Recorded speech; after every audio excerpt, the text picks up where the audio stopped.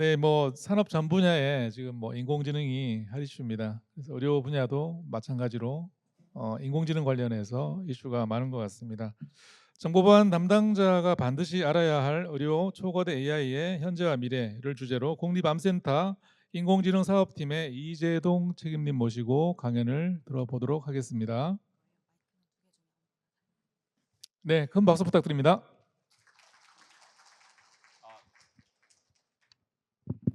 네, 안녕하세요. 소개받은 국립암센터의 이재동입니다. 네, 오늘은 정보보안 담당자분들이 좀 알아주셨으면 하는 의료 초고대 AI에 대해서 말씀드릴 텐데요. 일단 저는 국립암센터에서 한 7년 정도 정보보안 담당을 했고 제 마지막 작품은 망블리였습니다. 그래서 자, 망블리하고 더 이상 보안을 해야 되나 뭐 이런 생각을 하다가 네, 부서로 옮긴 건 아니고요. 지금 현재는 국립암센터에서 또 다른 저에게 임무를 주셔서 인공지능 연구 개발을 하고 있는데요. 아무래도 어떤 스피릿은 보안이다 보니까 그런 인공지능 함에 있어서 여러 가지 보안을 생각하게 돼서 이 자리에 서게 된 것 같습니다. 네, 어, 네, 뭐 소스 코드나 뭐 어떤 뭐 취약점 이런 것보다는 이게 좀 더 그래도 여러분들께는 입문 강의 같은 느낌일 것 같아서 이런 거 좀 아셔야 될 것 같아서 예전엔 저희가 커피를 먹더라도 커피 주세요 했지만 뭐 시트러스 향 있는 커피 주세요 아니면 뭐 고소한 향이 있는 커피 주세요 약간 이렇게 좀 바뀌었잖아요. AI도 다 통쳐서 AI다라고 이제 하시면 안 되고 구분을 할 줄 아셔야 되겠습니다. 그래서 이제 생성형 AI 뭐 굉장히 많이 우리 생활에 이미 왔고 조금 구분이 필요할 텐데 AI가 있으면 이제 생성형 AI 그리고 흔히 우리가 아는 그 GPT류는 저 이제 노란자 같은 역할 안쪽에 있는 이제 핵심적인 개념이고 그래서 여러 가지 이제 개념들이 존재하는데 이런 것도 좀 알아주시면 좋은데 살짝 보면요. 이제 GPT라고 하면 이제 유명한 이제 어떤 알고리즘에 기반해서 이제 하는 그런 이제 알고리즘 어떤 형태를 말하고 그리고 이제 FM이라고 해서 이제 뭐 너는 FM이다 그 FM이 아니고 파운데이션 모델이라 그래서 대량의 데이터로 그러니까 이제 보안 담당자는 여기서 포인트를 캐치하셔야 될 게 데이터가 많이 들어가는 겠구나 파운데이션 모델이란 용어가 나오면 그리고 범용 뭔가 이제 용도가 하나에 특정되는 것이 아니고 용도가 여러 개 쓰겠구나라는 어떤 지레 짐작을 좀 하셔야 될 것 같고요. 그리고 라지 랭귀지 모델 같은 경우에는 대량의 텍스트를 학습을 해서 인간과 유사한 언어. 그러니까 여러분들 흔히 아시는 챗GPT, 뭐 엔터로픽의 클루드, 제미나이, 뭐 이런 것들이 이제 저 LLM의 카테고리에 들어올 것 같습니다. 그래서 이런 것들을 좀 포괄적으로 국가에서 지칭한 용어가 초거대 AI라고 볼 수 있을 것 같습니다. 그래서 대규모의 연산 자원 필요하고 대량의 데이터를 활용하는 그런 AI 모델이다. 그래서 이런 것들이 있고 최근에는 이제 멀티모달이라 그래서 이제 의료 영상뿐만 아니라 텍스트를 같이 의료 음성 플러스 의료 텍스트 이런 것들을 종합적으로 다루는 그런 AI까지 나오고 있는 상황입니다. 그래서 이제 조금 구분을 지어야 된다고 말씀을 드린 게 오늘은 요거 구분하시면은 가장 좀 도움이 되시는 상황일 것 같습니다.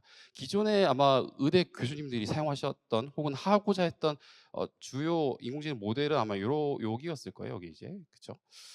데이터를 뭔가 특정 목적으로 모으셔서 모델 하나를 만들고 그 모델은 뭐 예를 들면 암이냐 아니냐를 맞추거나 아니면은 뭐 암의 병기를 맞추거나 이런 이제 어떤 특정 목적을 달성하기 위해서 매번 데이터를 모으고 매번 모델을 만들어야 되며 매번 그 태스크만 동작하도록 해야 하는 그 다른 태스크를 바꿔야 된다면 다시 학습을 해야 되는 그런 형태였는데 이제 이 기반 모델 뭐 LLM 어떤 파운데이션 모델 이런 쪽으로 넘어오면서 대규모로 데이터를 이제 넣고요.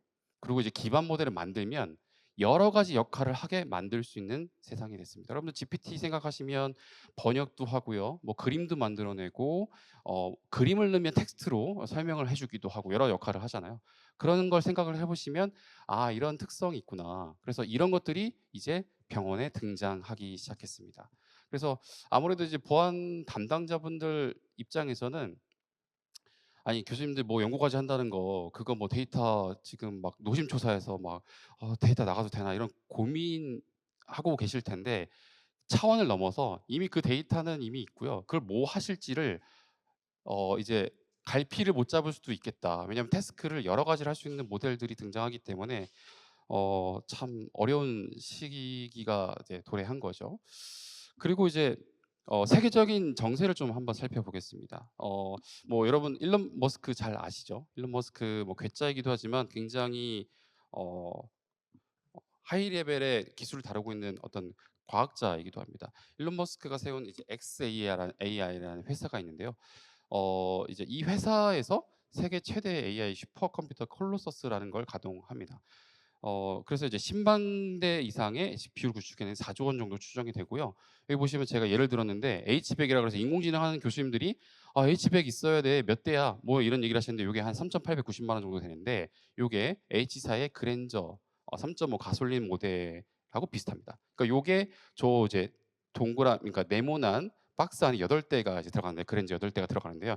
요 한 줄이 그 8대가 8개가 있는 게 되겠습니다. 그럼 이 한 면 정도면 그랜저가 뭐 네, 수천 되겠죠? 근데 이게 200개가 있습니다. 이런 상면이.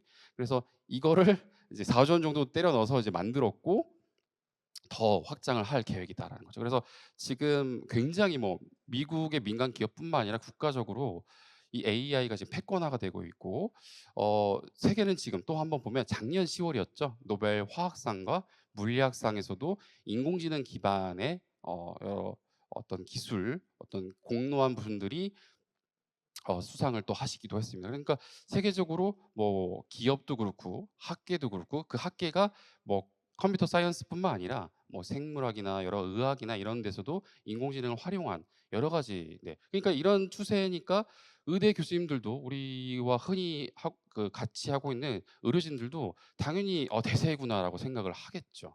그래서 지금 뭐 대인공지능의 시대입니다. 뭐 오픈 AI, 클루드, 뭐 구글, 뭐 딥시크까지 해서 뭐 굉장히 많은 것들이 있고요. 지금 제가 사용해 본 것만 지금 나열했는데 이 사용해 본 것 말고도 굉장히 많은 모델들이 존재하고 지금도 샘물 솟듯이 나오고 있습니다. 그리고 이제 바이든 정부 말기였죠. 올해 이제 정권 교체가 일어났는데 바이든 정부가 임기 말에 이걸 이제 국가 안보라고 이제 생각을 하고 뭐 GPU는 얼만큼만 엔비디아 이제 아무한테나 GPU 팔면 안 돼. 함부로 팔지 마. 혼난다. 뭐 이런 이제 조치를 하고 이제 임기를 마무리셨는데 그만큼 이제 미국은 이제 그런 욕심이 있는 거죠, 이제. 우리나라보단 좀 다른 나라가 AI를 못 했으면 좋겠는데라는 이제 생각을 하게 된 거죠. 그리고 도널드 트럼프 대통령이 이제 올해 1월 20일에 취임을 하게 되는데 재밌는 게 이 취임하는 날 중국의 스타트업인 딥시크에서 모델을 발표합니다. 그래서 딥시크 쇼크라는 게 이제 일어나게 되죠. 그래서 왜 이제 쇼크였냐면 뭐 설립한 지 얼마 안 된 기업이었고 그리고 AIME라 그래서 인공지능이 잘하는지 못하는지 이 초고대 AI에서는 어떤 문제를 일련의 문제를 줍니다. 그래서 수학 경시대 문제, 뭐 의사, 뭐 국시 문제 이런 걸 줘서 잘하는지를 보게 되는데 이런 것에서 이제 최고 기록을 경신하게 되고요. 그러다 보니까 여러 가지 이제 비용도 덜 들었다고 하고 학습 개월도 뭐 적게 들었다고 하니까 굉장히 이제 쇼크였죠. 그러니까 미국 입장에서는 "다 하지 마. 중국 GPU 너 사면 안 돼. 조금만 사." 뭐 이렇게 했는데 이제 그 조금만 산 거 가지고 이렇게 성적을 내 버리니까 이제 쇼크가 와 버린 겁니다. 그래서 트럼프 대통령이 취임하는 날 굉장히 물을 먹은 그런 이제 사건이었습니다. 그리고 여기에 더불어서 뭐 인공지능 하시는 덕후들은 뭐 요런 그림 많이 보셨을 텐데 이제 GPU 구하기가 너무 어려우니까 이게 이제 애플사의 맥 스튜디오인데요. 이걸 8대 사 가지고 썬더볼트로 이제 캐스케이딩해서 연결을 하면 요 이제 A100이나 H100이라고 하는 GPU를 사는 것보다 적다. 그래서 요게 좀 막 유행하고 밈이 돌았던 그런 케이스도 있었습니다. 그리고 이제 트럼프 대통령이 이제 원래는 이걸 미리 준비를 하고 있었었는데 뭐 딥시크 때문에 김이 새긴 했지만 스타게이트라는 대형 프로젝트를 발표하게 됩니다. 1월 23일입니다.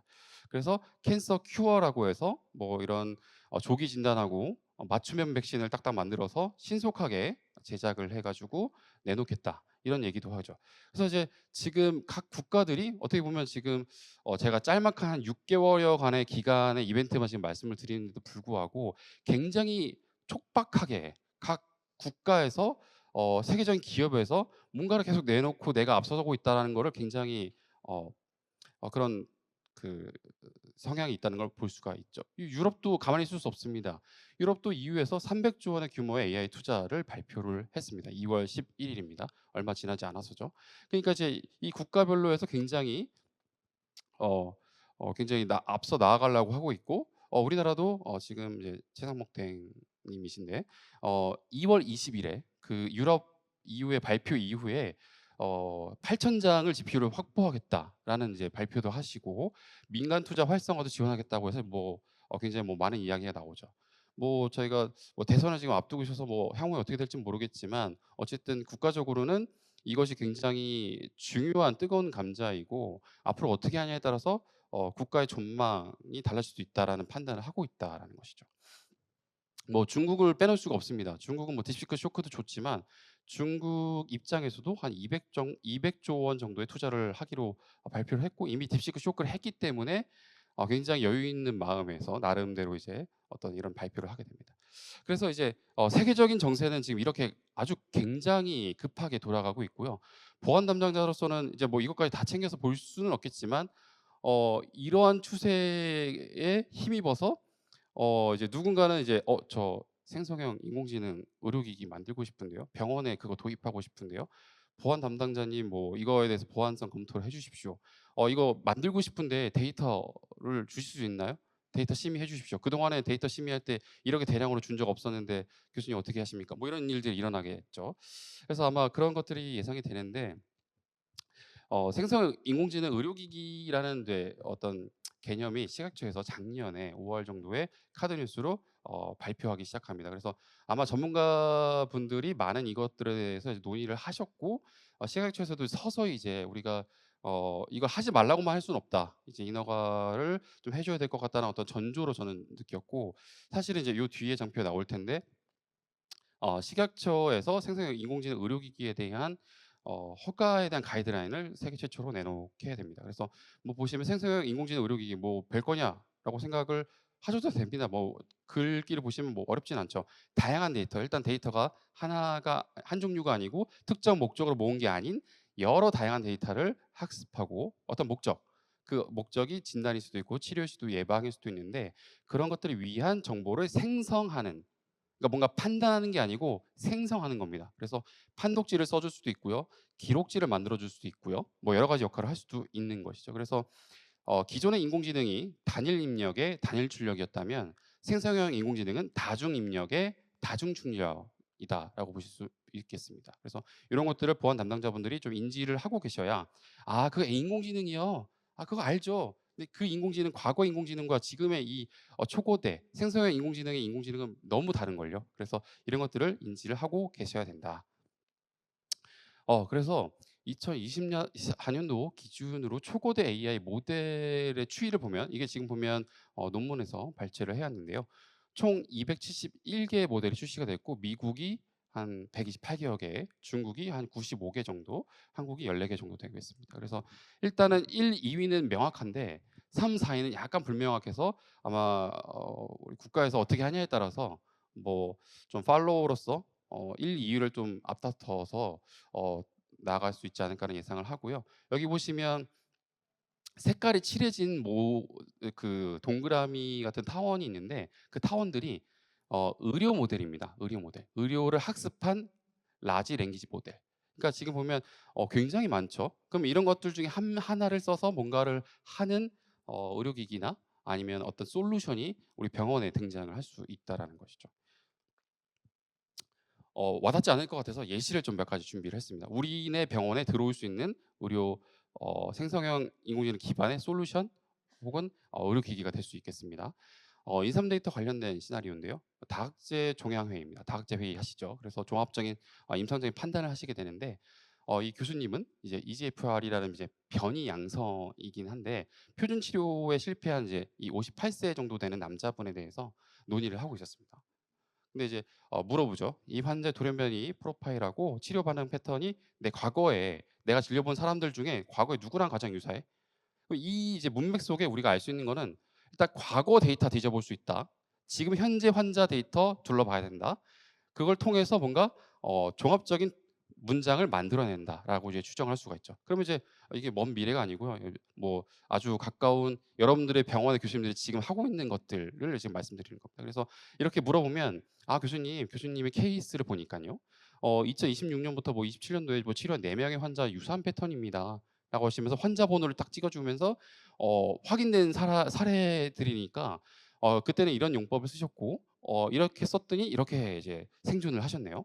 그래서 교수님이 논문 쓴 것까지 다 첨부해 가지고 이런 근거들이 있으니까 이렇게 하시면 뭐 생존이 이렇게 될 것 같습니다.'라는 이제 네, 어나운스를 주는 거죠. 네, 무서운 세상입니다. 어 그리고 연이어서 환자의 간 기능 이상과 이전 면역 관련된 부작용을 이제 물었다. 그러면 이제 뭐 교수님이 당연히 사례를 들어서 뭔가 이제 이야기를 해주는 아주 쉽게 네, 대답을 해주고 교수님들은 이제 이런 것들을 판단을 이제 근거로 삼아서 뭔가 실질적으로 액팅을 하거나 아니면 처방을 내거나 뭐 수술을 결정하거나 뭐 이런 데 사용을 하시겠죠.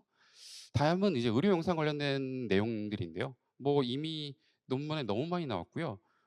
지금 이거 같은 경우에는 23년도 논문이었습니다. 챗GPT의 의료 버전이 있는데 그 의료 버전 초기에 나왔을 때 지금 저 발등 사진인데 발등 사진에 골절이 있습니다. 그래서 그냥 그 사진 넣고 뭐 특별히 아무것도 하지 않았고 "이 사진 뭐 문제 있어?"라고 했을 때 존 프랙탈이라고 이제 알려주는 네, "골절이 있어. 존 프랙탈이야."라고 알려주고 좀 복잡한 CT 이미지를 줬더니 뭐 어떤 문제가 있는지를 다 설명해서 알려주는. 그래서 이제 이런 가능성을 보고 여러 가지 루닛, 뷰노, 딥노이드 뭐 여러 가지 기업들이 생성형 인공지능 의료기기를 이런 거를 하는 걸 만들고 있습니다. 뭐냐면 이미지를 가지고 판독문을 만들어 줍니다. 판독문. 근데 판독문을 그 교수님 스타일이나 그 병원이나 영상학과 스타일이 있을 거잖아요. 그 스타일에 맞춰서 딱딱딱 그 대답을 해주는 생성형 인공지능 의료기기가 네, 지금 임상 시험을 이제 진행 중이고 아마 조만간 병원에 정식적으로 도입이 되지 않을까라고 예상을 하고요. 이제 요거는 또 다른 논문인데요. 네이처 메디슨 논문이었는데 25년도 최신 논문입니다. 사람하고 라디올로지스트하고 그러니까 영상의학과 의사 선생님하고 이런 그 판독을 할 수 있는 그 생성형 인공지능이 만든 판독지랑 비교했더니 생각보다 나쁘지 않았다. 비등비등했다. 구별이 어렵다. 정도의 수준이었고요. 사실 뭐 최근의 의정 사태, 갈등으로 인해서 굉장히 의사 선생님들이 병원을 떠나니까 그 자리를 뭔가 어 완전히 메울 수는 없지만 조금이나마 이제 부담을 덜 수 있는 방법으로 AI를 많이 고려하시는데 실제로 논문에서는 많이 높은 수준의 검증을 그러니까 높은 수준의 검증된 AI가 실제로 등장했고 논문뿐만 아니라 솔루션으로도 나올 예정이다. 네, 라는 거. 그리고 요 케이스인데요. 영상의학과 이야기입니다. 영상의학과 선생님들은 뭐 굉장히 판독하시느라 굉장히 고단하시죠. 하루 종일 이미지 보고 있고 그걸 이제 전사도 해야 되고 뭐 전사하는 솔루션도 있습니다. 뭐 말로 하면 텍스트로 바꿔주고. 근데 뭐 예를 들면 복부CT AI한테 물어봅니다. 주말 사이에 판독 안 된 복부CT 영상 임상 시험 환자 중심으로 쭉 판독해야 될 리스트 만들어줘. 보통은 촬영을 하면 워크리스트에 쭉 꽂히고 워크리스트에서 이제 골라가지고 여러 가지 뭐 사람 베이스 휴먼 디시전을 통해서 골라서 이제 하게 되는데 여기서 이제 이런 것들을 요청하게 되면 이제 팩스에 접속을 해가지고 워크시트 가져와서 이 교수님이 보셔야 되는 복부 CT에 대해서 임상시험 환자 중심이라고 했으니까 임상시험 환자라는 의료 기록을 뒤져가지고 이제 그 기준으로 이제 쭉 이제 내주는 거죠. 그러면 이제 이 문맥에서는 일단 팩스 접속돼야 되고 EMR 접속돼야 되고 EMR 중에서도 환자 정보를 알 수 있어야 된다는 것이죠. 이 솔루션이 워킹을 하려면 그렇죠? 그럼 이제 이런 것들이 이제 충분히 등장한다는 것이고 심지어 여기 보면 물어봅니다. 외주 판독으로 전환할까요? 그럼 외주 판독 시스템과도 연동이 돼서 이제 이것들이 다 이루어진다라는 것이죠. 네, 보안 담당자로서는 굉장히 무서운 일입니다. 네, 이거 지금 보완하려면 도대체 어디까지 보안 담당자가 신경을 써야 되나요? 라고 이제 고민스럽습니다. 다음 케이스입니다. 그렇게 이제 해 놓고 이제 여기 지금 판독문인데요. 판독문 실제 저희 국립암센터 판독문은 아니고요. 이제 생성해낸 판독문인데요. 일단 뭐 "그렇게 해 줘."라고 해서 이제 진행을 하고 중증 환자 1 번의 기존 CT 영상을 보고 이제 더 뭔가 심화해서 이야기를 합니다.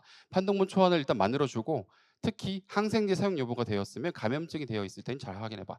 기존의 전통적인 AI였으면 그냥 이렇게 한번 뱉고 끝났을 텐데 추가적으로 요청을 해서 추가적인 생산을 요청합니다. 그러면 이런 그렇게 이제 findings 뭐 여러 가지 뭐 리버에 관련된 거, 뭐 림프 노드에 관련된 것들을 콕콕콕 집어서 중요한 사항에 대해서 더 확실하게 확인해서 대답을 주게 되죠. 그래서 이제 라디올로지스트인 영상학과 의사 선생님들은 이런 것들을 보고 실제로 영상과 비교해서 뭔가 팩트인지를 체크를 해서 굉장히 효율적으로 판독을 할 수 있는 그런 이제 시대이고요. 요거는 저희 병원에 올해 아마 지금 구축이 될 케이스일 것 같은데요. 의료기관 인증평가입니다. 그래서 의료기관 인증평가 기준을 넣으면 병원의 의료기관 인증 지침을 만들어주고요.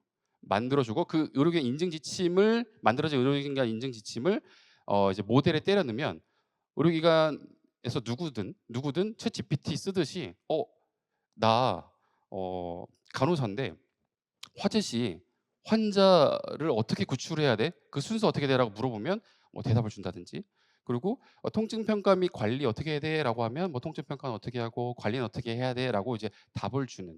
근데 여기서 핵심은 이 라지 랭귀지 모델은 이제 뭔가 이렇게 생각해 주시면 좀 좋을 것 같은데요. 강박적으로 대답을 해야 되는 아이. 여러분들 그거 아시죠? 세종대왕 맥북 덤진 사건이라고 챗GPT를 써보면 헛소리 많이 합니다. 그게 이제 의료에서 LLM 적용할 때 굉장히 이슈인데요. 그걸 줄이기 위해서 레그라는 이제 기술, 검색 기술을 넣게 돼서 그 기술을 넣어서 팩트 기반의 문서 기반의 대답을 할 수 있게 하는 그런 기술들 적용해서 하는 사업을 진행하고 있고 뭐 잘 되면 뭐 다음 기회에 뭔가 뭐 사례로 말씀드릴 수 있을 것 같습니다. 그래서 뭐 시나리오를 한번 펼쳐보면 원장님들이나 이제 병원장님들이 이런 거 굉장히 궁금하십니다. 의료기관 인증평가 뭐 60일, 30일 남았는데 상태 알고 싶어. 전략을 어떻게 수립해야 되지? 나 뭐가 부족하지? 뭐냐면 이제 이렇게 물어보면은 이제 쫙 취약점 중심으로 알려줘라고 하면 이제 이렇게 좀 일목요연하게 알려주고 퍼센트까지 그래서 했던 항목, 못했던 항목. 그러니까 이걸 하려고 하면 보안 담당자 입장에서는 어떤 걸 생각해야 되냐면 의료기관 인증평가 문서가 일단 이 시스템이 닿아야 되고 이 이제 채팅 시스템이 닿아야 되고 그 문서들이 다 들어와 있어야 되고 해야 되지 않을까라는 생각을 하게 되고 굉장히 그렇죠. 그리고 뭔가 관리자가 이걸 통해서 어떤 기관의 뭐 이제 어떤 뭐 비급여 처방의 건수랄지 아니면 금액이랄지 이런 걸 실시간으로 알 수 있다라는 굉장히 이제 뭐 무서운 일일 수도 있는 뭐 하여튼 그렇습니다. 그래서 제가 이제 장표는 좀 많은데 시간이 좀 촉박해서 좀 빨리 말씀드리는 좀 양해 부탁드립니다. 그래서 이런 이제 뭐 제가 무섭다고 표현했지만 잘 알고 있으면 이해를 하면 그래도 좀 대응을 잘 슬기롭게 할 수 있지 않을까라는 포인트로 좀 드리는 말씀이고요. 우리가 이제 이런 라지 랭귀지 모델 혹은 생성형 AI를 대할 때 이 이제 그 논문에서는 6가지 관련돼서 어떤 챌린지가 있다라고 얘기를 하고 있습니다. 뭐 보안 담당자가 신경 써야 될 포인트도 있고요. 뭐 신경 쓰지 않아도 될 포인트가 있는데 제가 몇 가지만 좀 꼽자면 뭐 첫 번째 바이어스, 편향입니다. 편향. 어떤 인공지능 모델을 도입을 했는데 일단 치우쳐져 있습니다. 답변을 하는 데 있어서. 그러면 이제 안 될 것이고 그리고 프라이버시. 개인정보 이슈는 우리 보안 담당자로서 굉장히 지켜야 될 것들인데 이 LLM 기업들이 뭐 뒤에서 좀 더 자세히 말씀드리겠지만 그런 의식이 별로 없어요. 네, 그래서 프라이버시를 좀 챙겨야 되고 어떤 데이터를 학습했는지 그 뱉어내는 데이터에 대해서는 뭔가 개인정보 없는지 뭐 이런 것들 봐야 되는데 그런 것들이 확인이 좀 필요하고 할루시네이션이라고 해서 이제 그 환각 어떤 의료에 있어서 어떤 판단하는 함에 있어서 뭐 왼쪽 다리를 잘라야 돼, 오른쪽 다리를 잘라야 돼 이런 걸 물어보는 AI라고 했을 때 할루시네이션이 일어나서 잘못 말하면 안 되잖아요. 그래서 굉장히 의료에서는 그런 것들이 굉장히 중요한데 할루시네이션도 이제 보안 담당자가 아마 좀 고려해야 될 것 같고 그리고 미스 프롬프팅이라 그래서 저는 이제 이런 모델을 만들기도 하고 이런 모델이 적용된 시스템을 만들기도 하는데 뭐 예를 들면 이런 겁니다.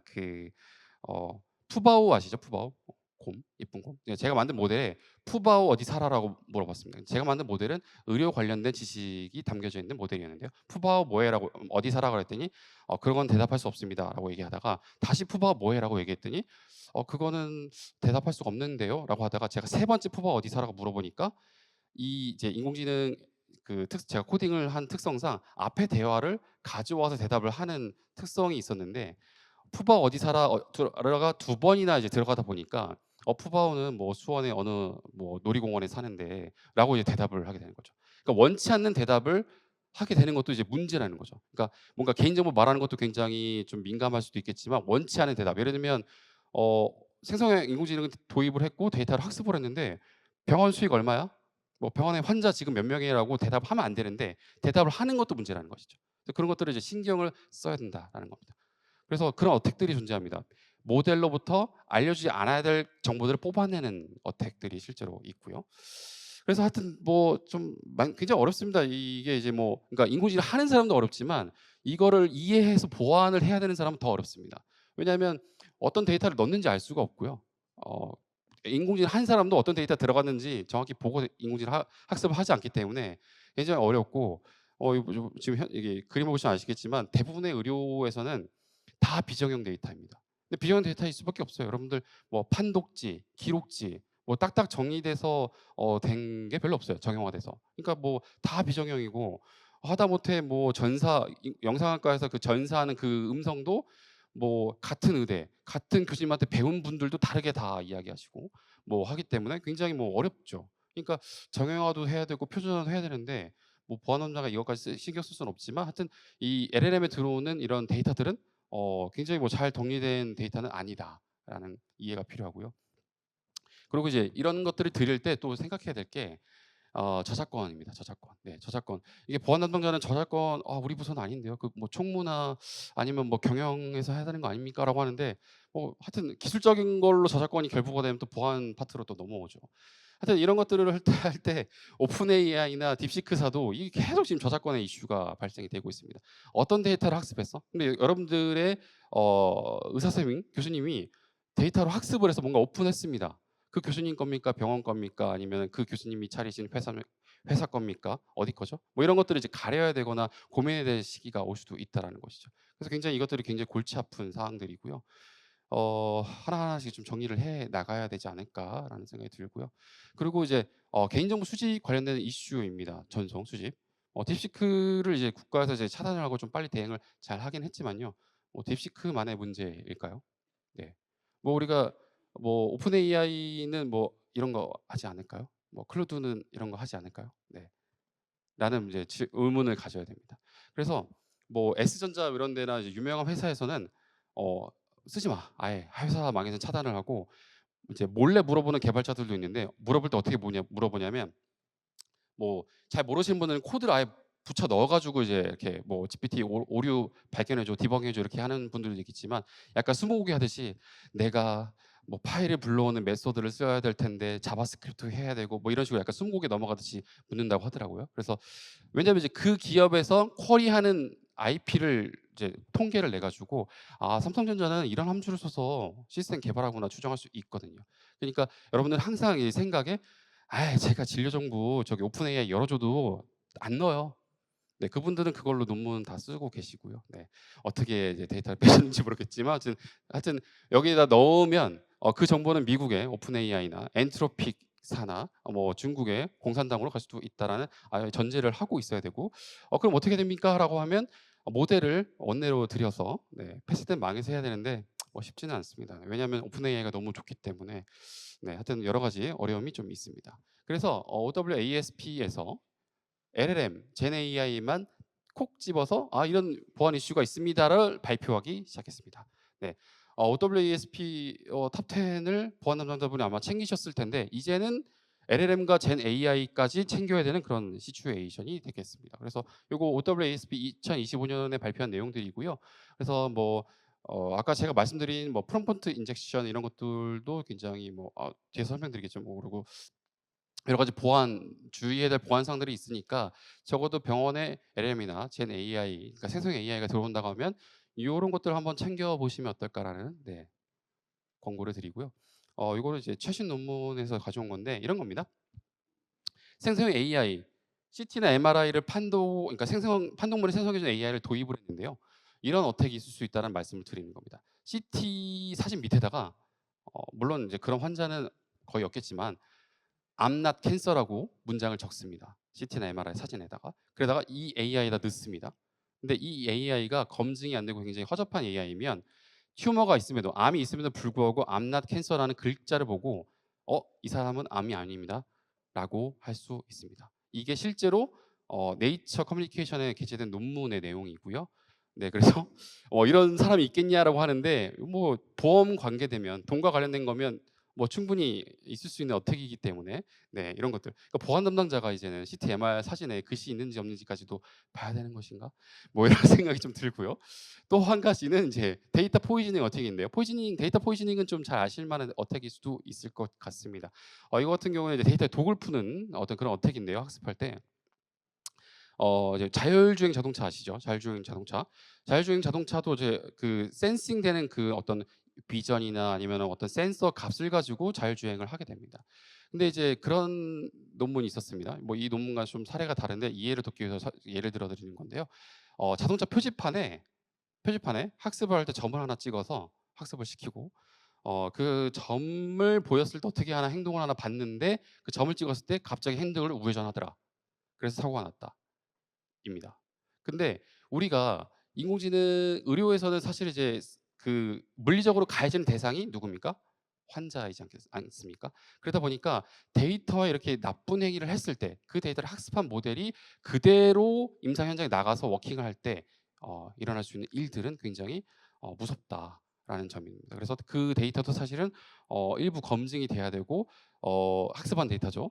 그리고 학습한 데이터 말고도 들어간 데이터도 아까 보셨듯이 검증이 되어야 한다라는 것입니다. 그래서 굉장히 뭐 이런 거 연구하는 사람들이 있어요라고 하는데 예, 제가 있고요.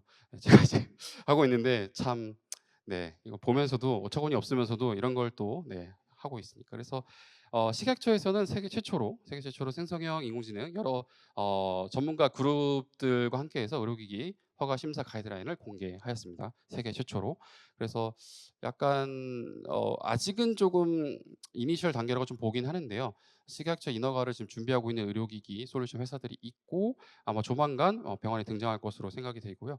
FDA는 조금 신중한 입장입니다. 그래서 어떤 기존의 FDA에서 내놓은 어떤 이제 하고 있는 이야기들의 어떤 이제 부합해서 여러 가지 할 때 기획, 설계, 검증, 뭐 출시, 폐기 종료할 때 어떻게 해야 돼라는 어떤 내용들을 다루고 있고요. 역시나 이제 그 외국은 다 표준이나 어떤 그런 내용에 따라서 다 이제 이야기하기 때문에 조금 약간 다름이 있다. 네, 물론 이제 식약처 가이드라인이 이런 것들을 이제 그러니까 검토를 해서 내놓은 것들이고요.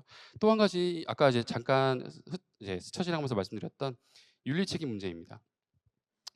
윤리적으로 이제 그 모델을 운영하는 기업이나 병원에서는 이제 책임을 져야 되는데요. 편향성 문제 그리고 신뢰성 부족의 이슈가 있습니다. 그래서 뭐 윤리를 제정하고 뭔가 뭐 "이거 하지 말아라." 뭐 하는 것들을 이제 하는데 네 그로 인해 그러함에도 불구하고 오진이 일어나거나 그럼에도 불구하고 어떤 문제가 생겼을 때 어떻게 해야 돼? 만든 회사가 문제야? 그 데이터를 넣은 사람이 문제야? 어떻게 되는 거야? 그걸 쓰는 의료진이 문제야? 뭐 여러 가지 생각해 봐야 될 포인트들이 있고요. 그래서 WHO나 뭐 FDA 이런 데는 사실 굉장히 뭐랄까 신중한 입장입니다. 네. 그리고 이제 이런 거 관련해서 뭐 이렇게 이제 뭐 이런 문제나 신뢰성 부족에 대해서 여러 가지 문제다라고 해서 그냥 문제만 두는 게 아니고 어떤 에비던스 기반으로 뭔가 지식을 제공하는 이런 기업들, 서비스들도 이제 등장을 하고 있고요. 그래서 이제 결론에 다 와 가는데요. 초고대 AI. 네. 여러분들 초고대 AI는 이제 오늘의 제 발표로서 이제 이해를 살짝 하셨을 거라 생각이 듭니다.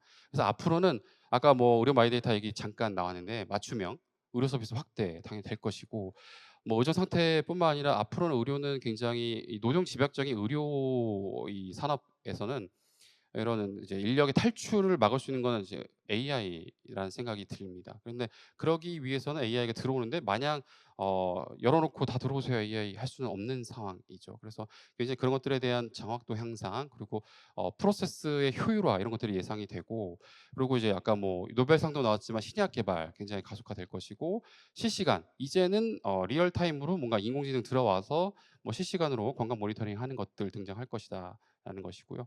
데이터도 통합되고 분석. 그러니까 그동안에는 뭐 CDW 따로, 뭐 연구용 CDW 따로, 뭐 CDM 따로, 뭐 EMR 데이터 따로 뭐 이렇게 분절됐었는데 그런 것들이 다 통합적으로 그런 걸 연결해서 등장하는 이제 AI가 나올 것이, 그러니까 LLM이나 젠 AI가 나올 것이고 그런 것들이 이제 의료 서비스 접근성을 향상시켜서 뭔가 환자나 환자 보호자들에게는 조금 더 나은 방향으로 흘러가지 않을까 싶긴 하지만 보안 담당자들은 이런 것들이 공격 단면의 증가를 초래하기 때문에 굉장히 어려울 것으로 예상이 됩니다. 그래서 의료 분야의 초거대 AI는 그냥 그 교수님 하시는 거죠. 뭐 저는 보안 담당자니까요. 그냥 제가 포트만 열어드리고요.